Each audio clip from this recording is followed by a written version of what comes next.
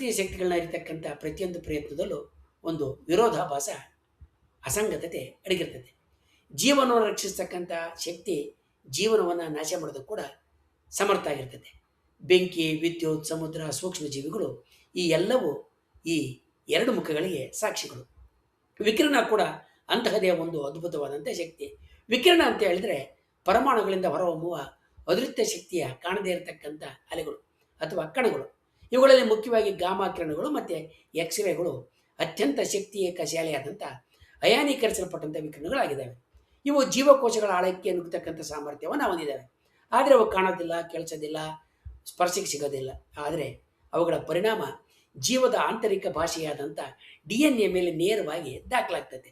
ಜೀವಕೋಶಗಳ ವಂಶವಾಕ್ಯದ ಮಾಹಿತಿಯನ್ನು ಬದಲಾಯಿಸ್ತಕ್ಕಂಥ, ಅಂಗಾಂಶಗಳನ್ನು ಹಾನಿಗೊಳಿಸ್ತಕ್ಕಂಥ, ಕ್ಯಾನ್ಸರ್ನಂಥ ಕಾಯಿಲೆಗಳಿಗೆ ಕಾರಣ ಆಗುವ ಈ ಶಕ್ತಿ ಪ್ರಕೃತಿಯ ಅತ್ಯಂತ ಸೂಕ್ಷ್ಮ ಮತ್ತು ಅತ್ಯಂತ ಪ್ರಬಲವಾದಂಥ ಆಯುಧಗಳಲ್ಲಿ ಒಂದಾಗಿದೆ. ವಿಕಿರಣ ಅಂದರೆ ಕೇವಲ ಅದು ವಿನಾಶ ಮಾತ್ರ ಅಲ್ಲ. ಅದೇ ಶಕ್ತಿಯನ್ನು ಬಳಸಿ ವೈದ್ಯರು ಕ್ಯಾನ್ಸರ್ ಚಿಕಿತ್ಸೆಗೆ ಬಳಸ್ಕೊಳ್ತಾರೆ. ಅದೇ ಶಕ್ತಿಯಿಂದ ಆಹಾರವನ್ನು ಸಂರಕ್ಷಣೆ ಮಾಡಿ ಇಡಲಾಗ್ತದೆ. ಅದೇ ಶಕ್ತಿಯ ಮೇಲೆ ಅಣುವಿದ್ಯುತ್ ಸ್ಥಾವರಗಳು ನಿಂತಿದ್ದಾವೆ. ಹೀಗಾಗಿ ವಿಕಿರಣ ಪ್ರಕೃತಿಯ ಕ್ರೂರ ಮುಖನೂ ಹೌದು, ಮಾನವ ಬುದ್ಧಿಮತಿಯ ಉಪಯುಕ್ತ ಸಾಧನವೂ ಹೌದು. ಈ ಎರಡರ ನಡುವೆ ಇರತಕ್ಕಂಥ ಸೂಕ್ಷ್ಮ ಸಮತ್ವವನ್ನು ಕಳೆದು ಹೋದಾಗ ಮಾತ್ರ ಅದರ ಭೀಕರತೆ ನಮಗೆ ಅನಾವರಣಗೊಳ್ಳೋದು ಕಾಣಿಸುತ್ತೆ. 1986 ಏಪ್ರಿಲ್ 26ರಂದು ಉಕ್ರೇನ್ನ ಚೆರ್ನೋಬಿಲ್ ಅಣುವಿದ್ಯುತ್ ಸ್ಥಾವರದಲ್ಲಿ ಸಂಭವಿಸಿದಂಥ ಸ್ಫೋಟ ಇದೇ ಸತ್ಯವನ್ನು ಜಗತ್ತಿಗೆ ನಿರ್ದಯವಾಗಿ ಕಲಿಸಿತು. ಆ ಕ್ಷಣದಿಂದ ಒಂದು ನಗರ ಮಾತ್ರ ಅಲ್ಲ, ಸಾವಿರಾರು ಚದರ ಕಿಲೋಮೀಟರ್ ಪ್ರದೇಶ ಕಾಲದ ಕ್ಯಾಲೆಂಡರ್ನಿಂದಲೇ ಅಳಿಸಲ್ಪಟ್ಟಂಥ ಸ್ಥಿತಿಗೆ ಬಂತು. ಹಳ್ಳಿಗಳು ಖಾಲಿಯಾದವು, ಮನೆಗಳು ಮೌನದ ಸ್ಮಾರಕಗಳಾದವು, ಕಾಡುಗಳು ವಿಕಿರಣದ ನೆರಳಿನಲ್ಲಿ ಮುಚ್ಚಿಕೊಂಡವು. ಮನುಷ್ಯ ಅಲ್ಲಿಂದ ಹೊರಬಂದ, ಆದರೆ ಅದನ್ನ ಜೀವನ ಸಂಪೂರ್ಣವಾಗಿ ಅಲ್ಲಿಂದ ಹೊರಬರಕ್ಕೆ ಆಗಲಿಲ್ಲ. ಮನುಷ್ಯನಿಗೆ ಮರಣಭೂಮಿಯಂತೆ ಕಂಡ ಆ ನೆಲದಲ್ಲಿ ಪ್ರಕೃತಿ ತನ್ನ ಮತ್ತೊಂದು ಅಧ್ಯಾಯವನ್ನು ಬರೆಯೋದಕ್ಕೆ ಪ್ರಾರಂಭ ಮಾಡಿತ್ತು. ಅಲ್ಲಿನೇ ವಿಜ್ಞಾನಿಗಳು ಒಂದು ವಿಚಿತ್ರ ಜೀವಿಯನ್ನು ಕಂಡರು. ಕಪ್ಪು ಬಣ್ಣದ ಒಂದು ಶಿಲೀಂಧ್ರ, ಅಂದರೆ ಮುಖ್ಯವಾಗಿ ಫಂಗಸ್ಸು, ಅದರಲ್ಲಿ ಪ್ರಮುಖವಾಗಿ ಕ್ರಿಪ್ಟೋಕೋಕಸ್ ನಿಯೋಫಾರ್ಮನ್ಸ್ ಅನ್ನುವ ಒಂದು ಶಿಲೀಂಧ್ರ ಮತ್ತು ಕ್ಲಾಡೋಸ್ಪೋರಿಯಂ ಸ್ಪೇರೋಸ್ಪರ್ಮಮ್ ಅಂತಕ್ಕಂಥ ಇನ್ನೊಂದು ಶಿಲೀಂಧ್ರಗಳು ಪತ್ತೆಯಾದವು. ಈ ಶಿಲೀಂಧ್ರಗಳು, ಈ ಜೀವಿಗಳು ವಿಕಿರಣದಿಂದ ಸಾಯುವ ಬದಲು ವಿಕಿರಣದ ಕಡೆಗೆ ಆಕರ್ಷಿತವಾಗಿ ಬೆಳೀತಾ ಇದ್ವು. ಈ ವಿದ್ಯಮಾನವನ್ನು ವಿಜ್ಞಾನಿಗಳು ರೇಡಿಯೋಟ್ರೋಪಿಸಮ್ ಅಂತ ಕರೆದರು. ಶಿಲೀಂಧ್ರದ ಈ ನಡವಳಿಕೆ ಜೀವ ವಿಜ್ಞಾನದ ಒಂದು ಮೂಲಭೂತ ಪ್ರಶ್ನೆಯನ್ನು ಮತ್ತೆ ಕೇಳುವಂತೆ ಮಾಡುತ್ತೆ. ಸಾವಿಗೆ ಕಾರಣವಾಗ್ತಕ್ಕಂಥ ಶಕ್ತಿಯನ್ನು ಕೆಲವು ಜೀವಿಗಳು ತಮ್ಮ ಬದುಕಿಗೆ ಬಳಸ್ಕೊಳ್ಬಹುದು ಅಂತಕ್ಕಂಥದ್ದು ಈ ಪ್ರಶ್ನೆ ಆಗೈತೆ. ಚೆರ್ನೋಬಿಲ್ ರಿಯಾಕ್ಟರ್ ಗೋಡೆಗಳು, ಕಾಂಕ್ರೀಟ್ ಅವಶೇಷಗಳು ಮತ್ತು ತೀವ್ರ ವಿಕಿರಣ ಸೋರಿದ್ದಂಥ ಸ್ಥಳಗಳಲ್ಲಿ ಬೆಳೀತಾ ಇದ್ದಂಥ ಈ ಶಿಲೀಂಧ್ರಗಳು ಸಾಮಾನ್ಯ ಶಿಲೀಂಧ್ರಗಳಾಗಿರಲಿಲ್ಲ. ಅವುಗಳ ಜೀವಕೋಶಗಳಲ್ಲಿ ಮೆಲನಿನ್ ಅಂತಕ್ಕಂಥ ಕಪ್ಪು ವರ್ಣ ದ್ರವ್ಯ ಅಪಾರ ಪ್ರಮಾಣದಲ್ಲಿತ್ತು. ಮನುಷ್ಯನ ಚರ್ಮಕ್ಕೆ ಬಣ್ಣ ನೀಡತಕ್ಕಂಥ ಇದೇ ಮೆಲನಿನ್ನು ಇಲ್ಲಿ ಬೇರೆಯದೇ ಆದಂಥ ಕೆಲಸವನ್ನು ಮಾಡ್ತಾ ಇತ್ತು. ಅದು ಜೀವಕೋಶಗಳ ಸುತ್ತಲೂ ಕಪ್ಪು ಕವಚದಂತೆ ನಿಂತು ವಿಕಿರಣದ ಹೊಡೆತವನ್ನು ತಡೆಕೊಳ್ತಕ್ಕಂಥ ರಕ್ಷಣಾ ಕವಚ ಆಗಿತ್ತು. ಪ್ರಕೃತಿಯ ಲಕ್ಷಾಂತರ ವರ್ಷಗಳ ವಿಕಾಸದಲ್ಲಿ ರೂಪಿಸಿದಂಥ ಈ ಕಪ್ಪು ವರ್ಣ ದ್ರವ್ಯ ಮೆಲನಿನ್ನು ಚೆರ್ನೋಬಿಲ್ನಂತಹ ನರಕ ಸಮಾನವಾದ ಪರಿಸರದಲ್ಲಿ, ವಿಕಿರಣದ ಪರಿಸರದಲ್ಲಿ ಜೀವಕ್ಕೆ ಆಶ್ರಯಾಗಿತ್ತು. ಆದರೆ ಕಥೆಗೆ ಅಲ್ಲಿಗೆ ಮುಗಿಯೋದಿಲ್ಲ. ವಿಜ್ಞಾನಿಗಳು ಈ ಶಿಲೀಂಧ್ರಗಳನ್ನು ಪ್ರಯೋಗಾಲಯದಲ್ಲಿ ಅಧ್ಯಯನ ಮಾಡಿದಾಗ ಇನ್ನೂ ಸೋಜಗದ ಸಂಗತಿ ಬೆಳಕಿಗೆ ಬಂತು. ವಿಕಿರಣದ ಸನಿಹದಲ್ಲಿ ಇವುಗಳ ಬೆಳವಣಿಗೆ ವೇಗ ಕೆಲವು ಸಂದರ್ಭಗಳಲ್ಲಿ ಹೆಚ್ಚಾಗ್ತಾ ಇತ್ತು. ಮೆಲನಿನ್ನ ಎಲೆಕ್ಟ್ರಾನ್ ಜೋಡಣೆಯ ವಿನ್ಯಾಸದಲ್ಲಿ ಬದಲಾವಣೆಗಳು ಸಂಭವಿಸಿ ಜೀವಕೋಶದ ಜಯಾಪಚಯ ಕ್ರಿಯೆಗೆ, ಅಂದರೆ ಮೆಟಬಾಲಿಸಮ್ ಕ್ರಿಯೆಗೆ ಅನುಕೂಲವಾಗೋ ರೀತಿಯಲ್ಲಿ ಶಕ್ತಿಯ ವಿನಿಮಯ ನಡೀಬಹುದು ಅನ್ನೋ ಸೂಚನೆಗಳು ಕೂಡ ದೊರಕಿದ್ದಾವೆ. ಇಲ್ಲಿಂದಲೇ ಒಂದು ಆಕರ್ಷಕ ರೂಪಕ ಹುಟ್ಕೊಂಡಿತು. ರೇಡಿಯೋ ಸಂಶ್ಲೇಷಣೆ ಅಂತಕ್ಕಂಥದ್ದೇ ಅದು. ಸಸ್ಯಗಳು ಸೂರ್ಯನ ಬೆಳಕನ್ನು ಸೆರೆ ಹಿಡಿದು ದ್ಯುತಿ ಸಂಶ್ಲೇಷಣೆ, ಅಂದರೆ ಬೆಳಕನ್ನು ಸಂಶ್ಲೇಷಣೆ ಮಾಡೋದ್ರ ಮೂಲಕ ಆಹಾರವನ್ನು ತಯಾರಿಸ್ಕೊಳ್ತೇವೆ. ಹಾಗಾದರೆ ಈ ಶಿಲೀಂಧ್ರಗಳು ವಿಕಿರಣವನ್ನೇ ಆಹಾರವಾಗಿ ಬಳಸ್ಕೊಳ್ತಿದ್ದೇವೆ? ಈ ಪ್ರಶ್ನೆಗೆ ವಿಜ್ಞಾನ ಇನ್ನೂ ಅಂತಿಮವಾದ ಉತ್ತರವನ್ನು ನೀಡಿಲ್ಲ. ಇಂದಿನ ತಿಳುವಳಿಕೆಯ ಪ್ರಕಾರ ಶಿಲೀಂಧ್ರಗಳು ವಿಕಿರಣವನ್ನು ನೇರವಾಗಿ ತಿನ್ನೋದಿಲ್ಲ, ವಿಕಿರಣದಿಂದಲೇ ತಮ್ಮ ಎಲ್ಲ ಶಕ್ತಿಯನ್ನು ಕೂಡ ಪಡೆಯೋದಿಲ್ಲ. ಆದರೆ ವಿಕಿರಣದ ಪರಿಸರದಲ್ಲಿ ಮೆಲನಿನ್ ಕೆಲವು ಜೈವಿಕ ಕ್ರಿಯೆಗಳನ್ನು ಹೆಚ್ಚು ಪರಿಣಾಮಕಾರಿಯಾಗಿ ಮಾಡ್ತಕ್ಕಂಥ ಸಾಧ್ಯತೆ ಬಲವಾಗಿ ಕಂಡುಬಂದೈತೆ. ಅಂದರೆ ವಿಕಿರಣ ಅವುಗಳಿಗೆ ಆಹಾರ ಅಲ್ಲ, ಅದರ ಬದುಕನ್ನು ಸುಲಭಗೊಳಿಸ್ತಕ್ಕಂಥ ಒಂದು ಪರಿಸರದ ಪೂರಕ ಘಟಕ ಆಗಿರ್ಬೋದು. ಇದು ಅತ್ಯಂತ ಸೂಕ್ಷ್ಮವಾದಂಥ ವ್ಯತ್ಯಾಸ.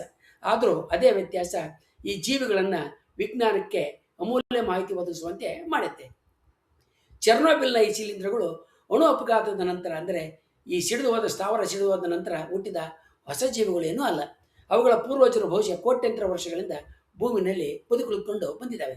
ಆರಂಭಿಕ ಭೂಮಿಯಲ್ಲಿ ಹಿಂದಿಗಿಂತ ಹೆಚ್ಚು ವಿಕಿರಣವಿದ್ದಂಥ ಕಾಲಗಳಿತ್ತು. ಓಜೋನ್ ಪದರ ರೂಪುಗೊಳ್ತಕ್ಕಂಥ ಮೊದಲಿನ ಯುಗಗಳಲ್ಲಿ ಜೀವಿಗಳು ಕೂಡ ಇನ್ನೂ ಕಠಿಣ ಪರಿಸರವನ್ನು ಎದುರಿಸಬೇಕಾಗಿತ್ತು. ಅಂತಹ ಪ್ರಾಚೀನ ಕಾಲಘಟ್ಟಗಳಲ್ಲಿ ಮೆಲನಿನಂತಹ ರಕ್ಷಣಾ ವ್ಯವಸ್ಥೆಗಳು ವಿಕಾಸಗೊಂಡಿರಬಹುದು ಅಂತ ಜೀವ ವಿಕಾಸ ವಿಜ್ಞಾನಿಗಳು ಊಹೆ ಮಾಡ್ತಾ ಇದ್ದಾರೆ. ಚೆರ್ನೋಬಿಲ್ ಆ ಪ್ರಾಚೀನ ಸಾಮರ್ಥ್ಯವನ್ನು ಮತ್ತೆ ಪರೀಕ್ಷಿಸಿರ್ತಕ್ಕಂಥ ಒಂದು ಪ್ರಕೃತಿ ಪ್ರಯೋಗವಾಗಿ ಪರಿಣಮಿಸಿದೆ. ಉಳಿದುಕೊಂಡಂಥವು ಬಲಿಷ್ಠ ಜೀವಿಗಳಲ್ಲ, ಅವು ಹೊಂದಿಕೊಳ್ಳಬಲ್ಲ ಜೀವಿಗಳಂತ ಈಗ ಗೊತ್ತಾಗುತ್ತೆ.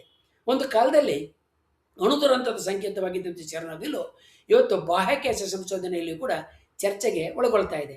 ಅಂತಾರಾಷ್ಟ್ರೀಯ ಬಾಹ್ಯಾಕಾಶ ನಿಲ್ದಾಣದಲ್ಲಿ ನಡೆದಂಥ ಪ್ರಯೋಗಗಳು ಮೆಲನಿಯುಕ್ತ ಶಿಲೀಂಧ್ರಗಳು ಬಾಹ್ಯಾಕಾಶದ ವಿಕಿರಣವನ್ನು ಗಮನಾರ್ಹವಾಗಿ ಸಹಿಸಬಲ್ಲ ಅನ್ನೋದನ್ನು ತೋರಿಸ್ಕೊಟ್ಟಿದ್ದಾವೆ.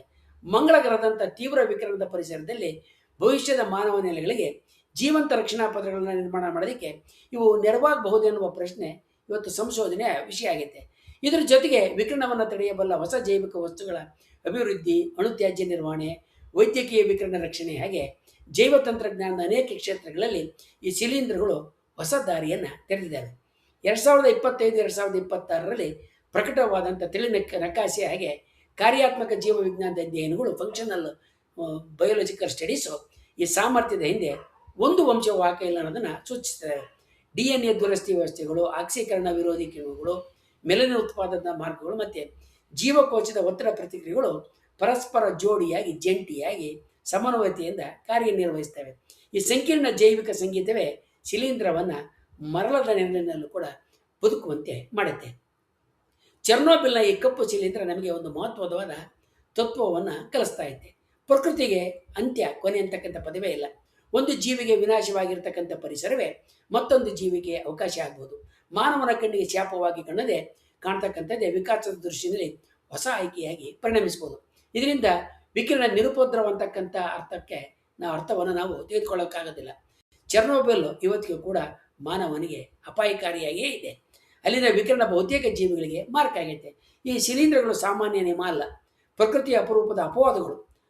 ಸಾವನ್ನು ಪ್ರತಿನಿಧಿಸುವ ವಿಕಿರಣದ ನಡುವೆ ಜೀವನ ಬದುಕು ತನ್ನದೇ ಆದ ಒಂದು ಮೌನ ಭಾಷೆಯಲ್ಲಿ ನನ್ನನ್ನು ಸಂಪೂರ್ಣವಾಗಿ ಸೋಲಿಸುವಷ್ಟು ಕ್ರೂರವಾದ ಪರಿಸರ ಇನ್ನು ಪ್ರಕೃತಿಯಲ್ಲಿ ಹುಟ್ಟಿಲ್ಲ. ಯಾಕಂದರೆ ಹೊಂದಿಕೊಳ್ಳುವ ಸಾಮರ್ಥ್ಯವೇ ಜೀವದ ಬದುಕಿನ ಅತ್ಯಂತ ದೊಡ್ಡ ಶಕ್ತಿ ಅಂತ ಹೇಳ್ತಾ ಇದೆ.